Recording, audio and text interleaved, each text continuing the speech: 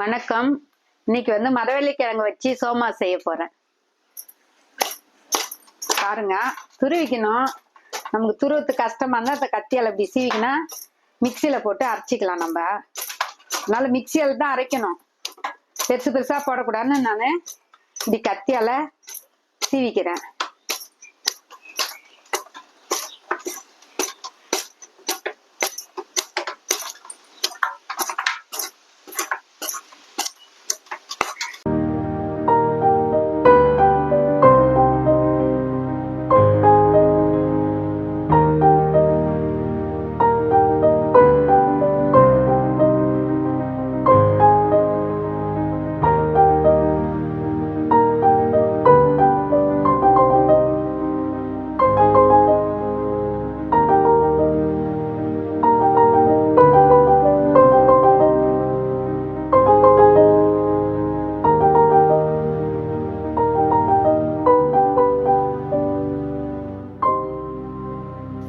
இப்போ ஸ்டவ்வை பற்ற வச்சுக்கலாம். கடாய் காஞ்சிச்சு. நம்ம நெய் கொஞ்சம் சேர்த்துக்கலாம்.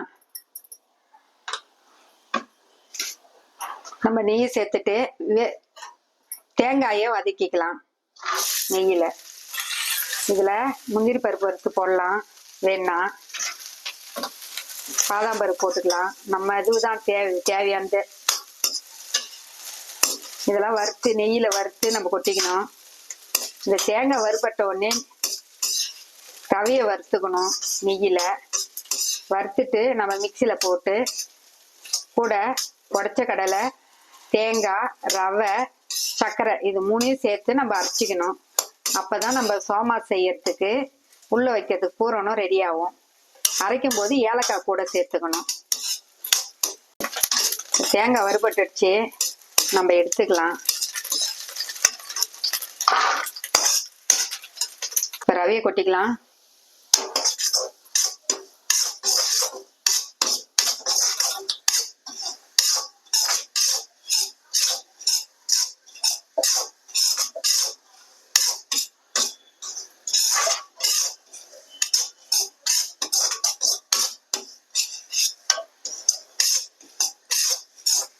ரவை வறுபட்டுச்சு, நம்ம ஸ்டவ் ஆஃப் பண்ணிடலாம்.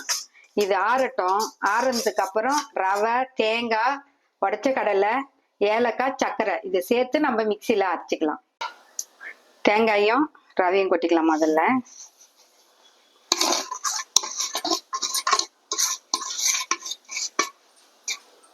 இப்போ உடச்ச கடலை போட்டுக்கலாம்.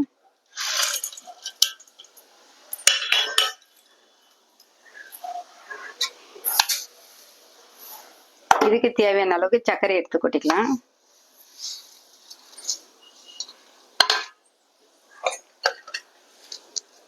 ஏலக்காய் போட்டுக்கலாம். இப்போ நம்ம இதை அரைச்சிடறோம். இப்போ அரைஞ்சிடுச்சு, ரெடி ஆயிடுச்சு. போகிறோம் நம்ம திரட்டிக்கின்னு மாவு உள்ள வச்சு செய்யலாம். வாங்க.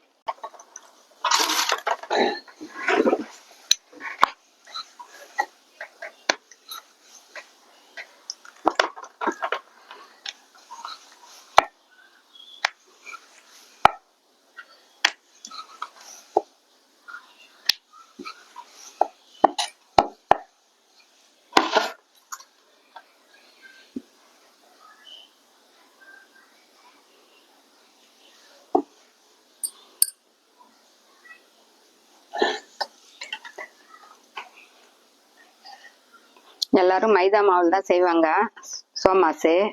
நம்ம கோதுமை மாவு வச்சு, கோதுமை மாவும் மரவள்ளி கிழங்கும் வச்சு நம்ம இப்போ இன்னைக்கு சோமா செஞ்சிருக்கோம்.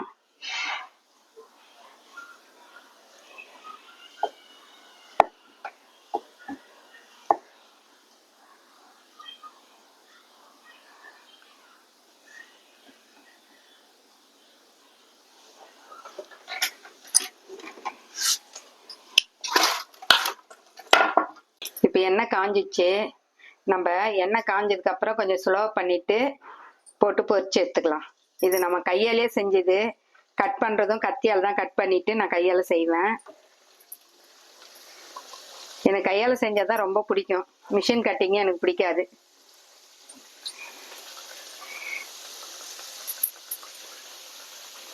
இப்போ நம்ம பொரிச்சு எடுத்துக்கணும். நீங்களும் இதே மாதிரி உங்கள் வீட்டில் செஞ்சு இப்போ கொடுங்க, உங்கள் குழந்தைங்களுக்கு கொடுங்க. நம்ம வியாபாரத்துக்கு செய்யலை, நம்ம குழந்தைங்களுக்காக செய்கிறோம் இது. அதனால உங்கள் கையால் செஞ்சு இந்த மாதிரி மரவள்ளிக்கிழங்க போட்டு செஞ்சு கொடுத்து பாருங்க. நம்ம மைதா மாவு சேர்த்துக்கல, ரொம்ப நல்லா இருக்கும், டேஸ்டாக இருக்கும்.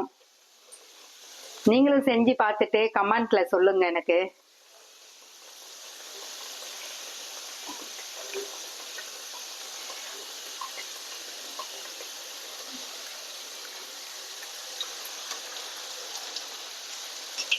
இது மைதா மாவு கொஞ்சம் கூட சேர்க்கல நான். ஃபுல் அண்ட் ஃபுல் இது வந்து கோதுமை மாவு தான். கோதுமை மாவு, மரவள்ளிக்கிழங்கு நல்லா அரைச்சணும், தண்ணிலாம் ஊற்றக்கூடாது.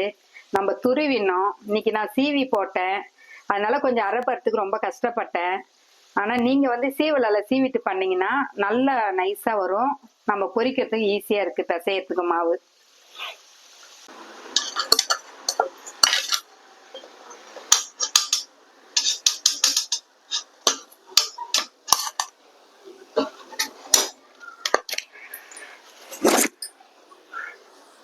சூடாக எடுத்து சாப்பிட்டு பார்த்துடாதீங்க, ஆறட்டும். கொஞ்சம் ஆறதுக்கு அப்புறம் நம்ம சாப்பிட்டு பார்க்கலாம் எப்படி இருக்குன்னு சொல்கிறேன்.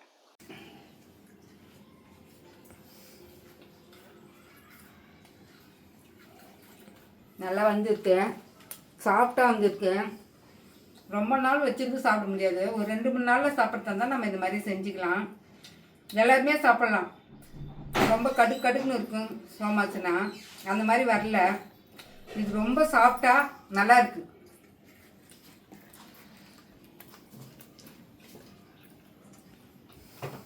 இது என் மருமக சேனலு, சப்ஸ்கிரைப் பண்ணுங்க. நன்றி, வணக்கம்.